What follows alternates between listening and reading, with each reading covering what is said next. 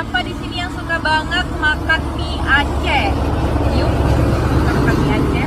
Menurut Kak Sel ya, di sini mie Aceh itu yang paling terenak. Cuman agak jauh dari Banda Acehnya. Ini kayaknya punya Pak Jupri beda resep. Nggak bisa pedas-pedas.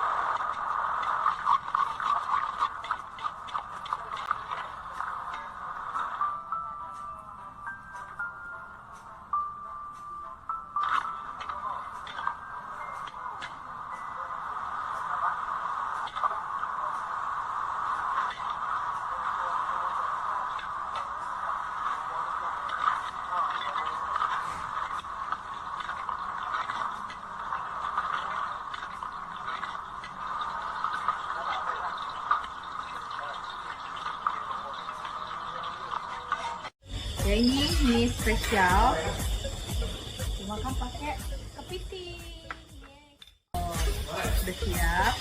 Ya ini yang Indomie udah pernah rasa belum? Enak banget yang itu.